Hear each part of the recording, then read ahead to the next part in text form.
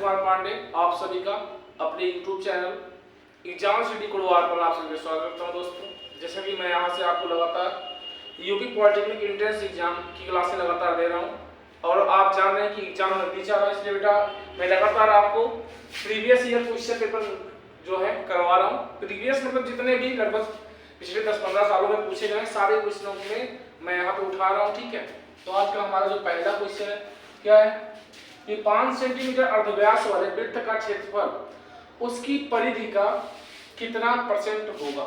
ठीक है, 5 सेंटीमीटर अर्धव्यास वाले वृत्त का क्षेत्रफल उसकी परिधि का कितना परसेंट होगा। तो बेटा पहले एक बात समझो, अर्धव्यास का मतलब होता क्या है? त्रिज्या। ठीक है, अर्धव्यास का मतलब क्या होता है? त्रिज्या होती है। तो हमें त्रिज्या पता है, तो वृत्त का क्षेत्रफल क्या होता है भाई? पाई आर स्क्वायर। ठीक है, पाई आर स्क्वायर होता है। पाई का मान मत रखिए बेटा, ठीक है, पाई का मान मत रखना। तो यहाँ पे पाई हो जाएगा और गुणे क्या होगा? Are square. आर का मान कितना है? व्यास मतलब त्रिज्या कितनी है भाई? 5 है, तो 5 का स्क्वायर हो जाएगा। कितना रहेगा भाई? 5 25, 5 स्क्वायर 5 25, 25 पाई हो जाएगा। ये क्या आ जाएगा? क्षेत्रफल आ जाएगा। अगला हमें क्या निकालना है भाई? परिधि निकालना है। ठीक है, क्या निकालना है इसमें? परिधि, क्योंकि क्षेत्रफल और परिधि दोनों की बात कर रहा है। ठीक है, क्षेत्रफल और परिधि दोनों की बात कर रहा है, तो हमें परिधि निकालना है। तो वृत्त की परिधि क्या होती है भाई? 2 पाई आर होती है। कितना होती है? 2 पाई आर होती है। तो 2 गुणे पाई की परिधि देखना अभी, आर का मान कितना है? 5। 5 गुणे 10, 10 पाई हो जाएगी। तो जो वृत्त की परिधि आएगी कितना आएगी? 10 पाई आएगी। अब यहाँ पे हमें पूछ रहा है कि क्वेश्चन समझना, ये अब यहाँ परसेंटेज की बात आ गई है। कह रहा है कि वृत्त का जो क्षेत्रफल है उसकी परिधि का कितना परसेंट है भाई? तो वृत्त का क्षेत्रफल कितना भाई? यहाँ पे 25 पाई। ठीक है, बटे किसका? परिधि का। मैंने पहले ही बताया है जहां पे का रहेगा वो नीचे रहेगा, तो परिधि कितना भाई? 10 पाई। ठीक है, और गुणे क्या हो जाएगा? 100% निकाल रहे हैं। तो यहाँ पे पाई से पाई क्या हो जाएगा बेटा? कैंसिल हो जाएगा। पाई से पाई क्या हो जाएगा? कैंसिल हो जाएगा। और यहाँ पे कितना है भाई? 0 से 0 कैंसिल हो जाएगा। पाई से पाई कैंसिल हुआ, 0 से 0 कैंसिल हुआ, बचा कितना? 25 गुणे 10। 25 गुणे 10 का मतलब क्या हो गया? 250%। तो ऑप्शन नंबर कौन सही है? Option number D. ठीक है बेटा। दूसरा क्वेश्चन क्या है भाई? कह रहा 10 सेंटीमीटर भुजा वाले समषटभुज का क्षेत्रफल क्या होगा। ठीक है, तो भाई आपको ऐसे क्वेश्चन में क्या करना होगा कि आपको फार्मूला याद करना पड़ेगा कि भाई समषटभुज का क्षेत्रफल क्या होता है। ठीक है, तो जान लीजिए कि भाई समषटभुज का जो क्षेत्रफल होता है वो होता है 6√3 बटे 4 गुणे भुजा स्क्वायर। ठीक है, ये होता है समषटभुज का क्षेत्रफल। बस सिंपल सी बात है, आपको भुजा पता है, आपको समषटभुज का क्षेत्रफल ज्ञात करना भाई। समषटभुज का क्षेत्रफल ज्ञात करना है बहुत सिंपल तरीके से। 6√3 बटे 4 गुणे भुजा का स्क्वायर। भाई भुजा है कितनी? 10। भुजा है कितनी? आगे 10 दी गई है, तो बस यहाँ पे 10 का स्क्वायर कर दीजिए भाई। चलो 6√3 बटे 4 गुणे 10 का स्क्वायर कितना रहेगा? 100। 4 एकम 4, 25 चौका 100, बचेगा कितना भाई? बचेगा 6√3 गुणे यहाँ पे कितना बचा? 25। तो 25 छक्का कितना रहेगा? 150। 25 छक्का 150 और यहाँ पे √3 सेंटीमीटर स्क्वायर। ये हमारा क्या हो जाएगा? आंसर। तो हमारा ऑप्शन कौन सा रहेगा? Option number B. चलते हैं अगले क्वेश्चन बेटा। देखिए क्वेश्चन कह रहा है हमारा, यदि एक वृत्त का अर्धव्यास 5% कम कर दिया जाए, मतलब अर्धव्यास का मतलब त्रिज्या ही होती है, मतलब एक वृत्त की त्रिज्या 5% कम कर दी जाए तो उसके क्षेत्रफल पे क्या प्रभाव पड़ेगा या कितना कम होगा। तो ऐसे क्वेश्चन में बेटा हम ये दिमाग लगाएंगे। मैंने आपको परसेंटेज में एक तरीका बताया था इसको लगाने का कि अगर वृत्त का क्षेत्रफल कम कर दिया जाए, वृत्त की त्रिज्या कम कर दी जाए, ज्यादा कर दी जाए, तो उसके क्षेत्रफल पे क्या प्रभाव पड़ेगा। वर्ग की भुजा कम कर दी जाए, ज्यादा कर दी जाए, तो उसके क्षेत्रफल पे क्या प्रभाव पड़ेगा। तो ऐसे क्वेश्चन बता चुके। तो यहाँ पे बेटा क्या करना, बहुत सिंपल सी बात, भाई कम कर रहा है ना, तो मैंने एक फार्मूला बताया था plus minus x plus minus y into plus x into y upon 100। बहुत सिंपल सा फार्मूला है। अगर कहीं पे आपको क्वेश्चन पूछता है क्या कि किसी वृत्त की त्रिज्या कम कर दी जाए, ज्यादा कर दी जाए, तो उसके क्षेत्रफल पे क्या प्रभाव पड़ेगा। किसी वृत्त सॉरी यहाँ पे अगर आप बोले कि किसी आयत की लंबाई चौड़ाई में वृद्धि या कमी करने पर क्या प्रभाव पड़ेगा, तो आपको इसी फार्मूले का यूज करना है। ठीक है, देखिए क्या बोल रहा है, त्रिज्या कम कर दी जाए। ठीक है, कितना परसेंट, 5%। तो भाई 5 फिर -5 फिर लेंगे बेटा, क्योंकि त्रिज्या में 2 बार करना, क्योंकि यहाँ पे क्षेत्रफल की बात किया जा रहा है, तो आपको 2 बार करना, -5 फिर -5 फिर प्लस फिर -5 गुणे -5 बटे क्या हो जाएगा 100, क्योंकि यहाँ पे यक्स और वाई दोनों के मान -5 है। ठीक है, तो भाई क्या करना, भाई माइनस माइनस माइनस 10 हो जाएगा, -5 -5 क्या हो जाएगा, -10 हो जाएगा। यहाँ पे प्लस, यहाँ पे 5 5 25। ठीक है, या हम यहाँ पे काट भी सकते हैं बेटा, काटो क्या, यहाँ पे गुणा करा लो भाई, 5 25, तो माइनस माइनस क्या हो जाएगा प्लस। ठीक है, और यहाँ पे क्या हो जाएगा 5 25 25 बटे 100। ठीक है, अब यहाँ पे एक काम करना बेटा आपको कि यहाँ पे आपको काटना नहीं, इसको काटना नहीं है, आपको 2 अंक के बाद ऊपर दशमलव लगा देना है, -10 बचेगा और प्लस यहाँ पे बेटा 2 अंक के बाद दशमलव लगेगा, बचेगा 0.25 0 कितना बचेगा 25। अब यहाँ पे -10, ठीक है, और प्लस 0.25 को अगर हम मतलब यहाँ पे माइनस करेंगे इसमें से, कितना बचेगा भाई, कितना बचेगा, बचेगा हमारा 9.75% की कमी हो जाएगी। ठीक है, सिंपल सा क्वेश्चन है, बहुत ज्यादा यहाँ पे ध्यान नहीं देना बेटा।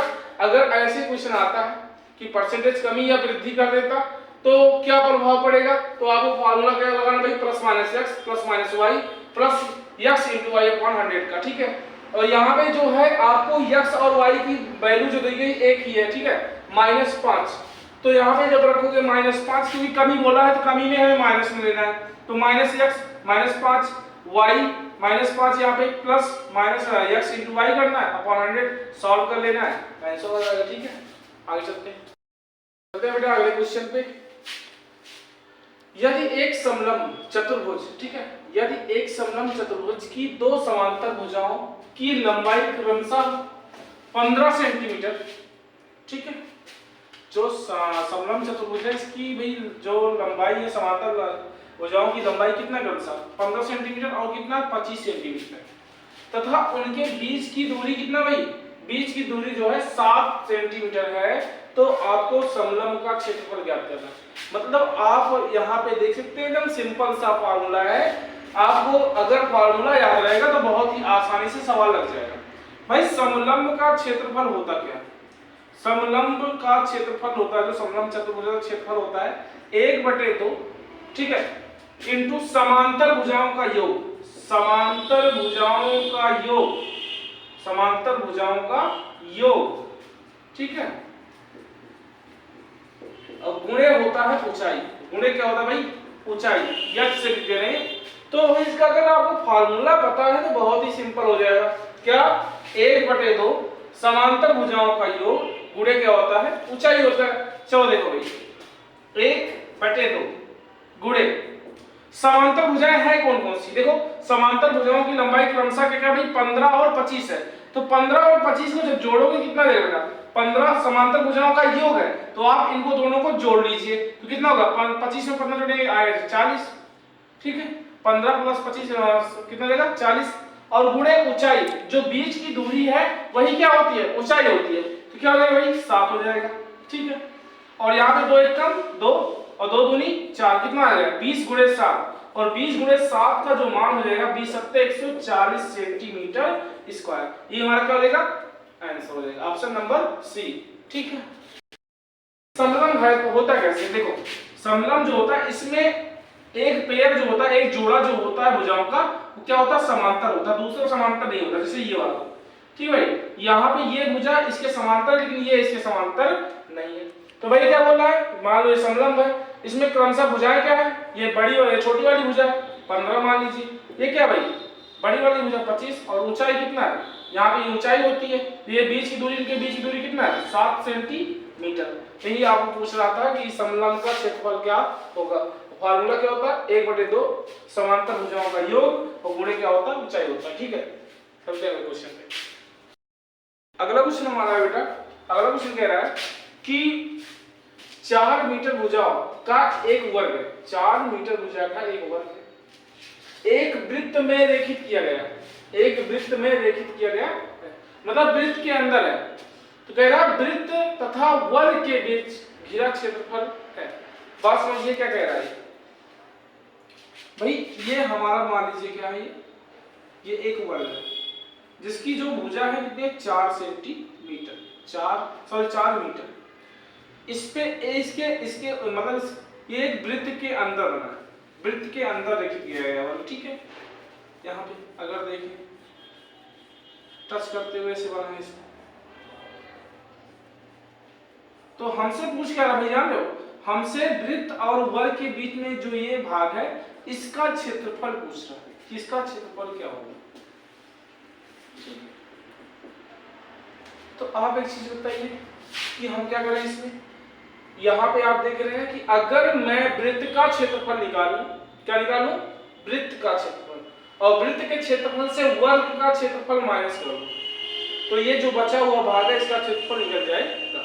तो हमें सबसे पहले क्या करना बेटा, वृत्त का क्षेत्रफल निकालना। वर्ग का क्षेत्रफल तो ऐसे ही क्या होता है भाई, वर्ग का क्षेत्रफल क्या होता है, वर्ग का क्षेत्रफल होता है भुजा का स्क्वायर, ठीक है, भुजा का स्क्वायर। और भाई यहाँ पे भुजा है कितनी, भुजा है 4 सेंटीमीटर वर्ग की, तो भाई क्या होगा 4 चौक भुजा का स्क्वायर 4 का स्क्वायर, 4 चौक 16 मीटर स्क्वायर हो जाएगा। ये क्या आएगा वर्ग का क्षेत्रफल। अब इसमें हमें वृत्त का क्षेत्रफल निकालना है। भाई इस सवाल में ना हमें त्रिज्या दी गई है ना हमें व्यास दिया गया है, तो अब हमें पहले क्या करना पड़ेगा कि हमें त्रिज्या निकालनी पड़ेगी। क्या निकालनी पड़ेगी भाई त्रिज्या, ठीक है। तो यहाँ पे जब हम त्रिज्या निकालने जाएंगे बेटा, तो यहाँ पे जो फार्मूला देखो ये क्या है, ये भाई अगर मैं कहूं तो ये वर्ग का विकर्ण है, वर्ग का क्या है विकर्ण, और वर्ग के विकर्ण के साथ साथ, वर्ग के विकर्ण के साथ साथ ये इस वृत्त का व्यास भी बन रहा, देखोगे ध्यान से तो ये वर्ग के विकर्ण के साथ साथ वृत्त का क्या बन रहा भाई व्यास। तो हम चलते हैं भाई निकाल लेते हैं, पाइथागोरस प्रमेय से निकाल लो, ठीक है, पाइथागोरस प्रमेय से निकाल लो। या तो हम जानते हैं जो वर्ग का विकर्ण होता है, वर्ग का विकर्ण वो होता है भुजा √2। वर्ग का जो विकर्ण होता है बेटा, अगर मान लो आपको फार्मूला ना याद होता तो आप पाइथागोरस प्रमेय लगाते, तब भी सवाल लग जाता, अभी बता रहे हैं कैसे, ठीक है। लेकिन अगर आपको डायरेक्टली लगाना है तो आपको वर्ग का विकर्ण आना चाहिए। वर्ग का विकर्ण होता है भुजा √2, भुजा √2 होता है। अब भुजा कितनी है भाई, भुजा किसकी है 4, तो क्या हो जाएगा 4√2 हो जाएगा, 4√2 हो जाएगा। लेकिन ये पूरा व्यास आया है, ये त्रिज्या नहीं है व्यास आया। अब यहां से इसको अगर हम आधा कर दें, इसका 1/2 निकाल लें भाई, तो वर्ग का विकर्ण हो गया। अगर मैं इसका मैं यहाँ पे जो कि ये वृत्त का व्यास भी हो जाएगा, अगर मैं इसको आधा करूं तो क्या आएगा, जो कि त्रिज्या होगी वृत्त की, तो भाई त्रिज्या कितनी आ जाएगी r बराबर d/2, d/2। तो यहाँ पे r बराबर d है कितना, हमारा व्यास कितना है 4√2 है, 4√2 और बटे कितना रहेगा 2, 2 से 2 काटो भाई, 2 दूना 4, कितना रहेगा 2√2 आ जाएगा। तो ये हमारी क्या निकल के आएगी, यहाँ से त्रिज्या निकल जाएगी r बराबर। अब यहाँ से हम क्या निकालेंगे, वृत्त का क्षेत्रफल निकालेंगे भाई, क्या निकालेंगे वृत्त का क्षेत्रफल। तो वृत्त का क्षेत्रफल होता क्या भाई πr², क्या होता है πr²। अब यहाँ पे पाई का मान कटने वाला तो नहीं है, पाई का मान यहाँ पे कटने वाला तो नहीं, लेकिन हमें पाई का मान यहाँ पे रखना पड़ेगा बेटा। चलो हम पाई का मान 22/7 ही रख लेते हैं, पाई का मान कितना रख लेते हैं 22/7, ठीक है। और यहाँ पे गुणे r², r का मान कितना है 2√2 है सेंटीमीटर, 2√2 मीटर है। तो यहाँ पे 2√2 हो जाएगा, इसका स्क्वायर कर लेंगे तो हो जाएगा 22/7 गुणे 2√2 का स्क्वायर। भाई 2√2 का जब हम स्क्वायर करेंगे, चेक करो यहाँ से, तो 2 का स्क्वायर कितना आएगा 4, और √2 का स्क्वायर रूट हट जाएगा, यहाँ पे 2 मिल जाएगा, तो 4 में कितना हो जाएगा 8 हो जाएगा। तो 2√2 का स्क्वायर कितना हो जाएगा 8 हो जाएगा। ठीक, अब यहाँ पे क्या करेंगे बेटा, इसको गुणा करके इसको निकाल लेते हैं। यहाँ पे हो जाएगा 22 अट्ठे, 22 अट्ठे कितना जाएगा भाई 8 दूनी 16, हासिल आया 1, 8 दूनी 16 17, 176 बटे कितना जाएगा 7 आ जाएगा। सेम यहाँ पे मीटर स्क्वायर हो जाएगा। अब हमें क्या करना है बेटा, ये वृत्त का क्षेत्रफल आ गया। क्या आ गया, वृत्त का क्षेत्रफल। वृत्त के क्षेत्रफल से हमें वर्ग का क्षेत्रफल माइनस करना। वृत्त के क्षेत्रफल से हमें वर्ग का क्षेत्रफल क्या करना है, माइनस करना है बेटा। अब माइनस कर लेते हैं यहीं पे 176 बटे 7 माइनस क्या भाई 16, माइनस 16। अब यहाँ पे बटे करके एलसीएम ले लो, 7 1 का लासा जो आएगा, 7 1 का लासा कितना आएगा 7 ही आएगा। ठीक है, 7 1 का लासा कितना आएगा 7 ही आएगा। और यहाँ पे भाई 7 1 कम 7 176, यहाँ पे माइनस 16 सत्ते, यहाँ भी 1 से पहाड़ा पड़ेगा 7 में 7 बार जाएगा, 7 से ऊपर गुणा करवाएंगे, 16 सत्ते कितना आ जाएगा 112। अब यहाँ पे बचेगा कितना भाई 176 में से 112 गया, माइनस कर लो। 176 में से 112 माइनस कर लो, तो यहाँ पे बचेगा 6 में से 2 गए 4, यहाँ पे बचेगा भाई 7, 7 में से 1 गए 6। ठीक है, अब कितना बचा, यहाँ पे से 1 गए 1 में से 1 गए 0, तो बचेगा कितना हमारा 64/7 बचेगा। कितना बचेगा 64/7। अब 7 से भाग करेंगे, 7 9 63, 7 9 63, यहाँ पे कितना बचेगा 1/7, यहाँ पे मीटर स्क्वायर। तो 9 सही 1/7 मीटर स्क्वायर, हमारा ऑप्शन नंबर ए सही हो जाएगा। ठीक है, हम अगले क्वेश्चन पे आते हैं। क्वेश्चन कह रहा है यदि एक आयत का जो विकर्ण है 13 सेंटीमीटर है, एक आयत का विकर्ण कितना 13 सेंटीमीटर, तथा इसका परिमाप जो है 34 सेंटीमीटर है। इसका परिमाप क्या भाई 34 सेंटीमीटर है, और कह रहा है तो आयत का क्षेत्रफल क्या होगा, आयत का क्षेत्रफल क्या होगा। समझने वाली बात है, क्या है, एक वर्ग है, सॉरी एक आयत है। इस आयत का विकर्ण क्या है, यह है 13 सेंटीमीटर। कितना है 13 सेंटीमीटर। और यहाँ पे एक समकोण त्रिभुज बन रहा है। ये भाई समकोण त्रिभुज, यहां से देखो, अगर मैं ए बी सी डी मान लूं इसको, तो यहाँ पे ए सी डी एक समकोण त्रिभुज बन रहा है, या ए डी सी एक समकोण त्रिभुज बन रहा है, और यहाँ पे इसका जो कोण है 13 सेंटीमीटर। और एक चीज यहाँ समझने वाली बात है भाई, इसका परिमाप जो है 34 सेंटीमीटर है। तो आयत का परिमाप जो होता है, आयत का परिमाप जो होता है बेटा, आयत का परिमाप होता है 2 गुणे लंबाई प्लस चौड़ाई, 2 गुणे लंबाई प्लस चौड़ाई। और आयत का परिमाप हमको दे रखा है कितना 34 सेंटीमीटर है। ठीक है, 34 सेंटीमीटर है, बराबर क्या होगा 2 लंबाई प्लस चौड़ाई। यहां से अगर हम केवल लंबाई प्लस चौड़ाई, यहाँ पे 2 गुणे में कर जाएगा, भाग में जाएगा, तो लंबाई प्लस चौड़ाई बराबर क्या हो जाएगा, लंबाई प्लस चौड़ाई बराबर यहाँ पे 34 को 2 1 कम 2 2 1 कम 2 2 7 14, कितना आ जाएगा 17 आ जाएगा। मतलब लंबाई और चौड़ाई का योग कितना है 17 सेंटीमीटर, 17 सेंटीमीटर, ये लंबाई और चौड़ाई का योग है। अब यहाँ पे एक चीज यहाँ पे आपको समझना है कि ये जो है आयत का विकर्ण कितना है 13 सेंटीमीटर, और लंबाई और चौड़ाई का योग कितना 17 सेंटीमीटर। अच्छा बताओ, क्या आपने समकोण त्रिभुज पढ़ा है? तो समकोण त्रिभुज में आप जानते हैं सबसे बड़ी भुजा का वर्ग शेष दोनों भुजाओं के वर्ग के योग के बराबर होता है। अब ये बताओ कि 17 को ऐसे तोड़ना है कि हम यहाँ पे जब इन भुजाओं को रखें तो इसके वर्गों का योग कितना आ जाए 13 आ जाए। और आप इस बात को जानते भी हैं कि भाई अगर मैं यहाँ पे 5 सेंटीमीटर रख दूं और यहाँ पे 12 सेंटीमीटर रख दूं, तो भाई 12 का स्क्वायर कितना होता है 144, और प्लस 5 का स्क्वायर कितना होगा 100, यहाँ पे 25, और इनको ऐड करोगे जोड़ लोगे कितना हो जाएगा 169, जो कि 13 का वर्गमूल होता है। तो ये क्या आ जाएगा 13 आ जाएगा। तो हमारी जो भुजाएं मिलेंगी यहाँ पे थोड़ा सा दिमाग लगाओगे, अगर ये विकर्ण 13 है तो यहाँ पे जरूर ये 5 रहेगा और ये क्या रहेगा 12 रहेगा, और संभवतः कोई पूर्ण वर्ग संख्या नहीं हो सकती यहाँ पे, ठीक है। और यहाँ पे कोई अंश और रूट भी नहीं आ रहा है, तो यहाँ पे जो हमारी संख्या होंगी, जो भाई जो भुजाएं होंगी 5 और 12 होंगी, ठीक है। तो 17 टूटेगा 5 और 12।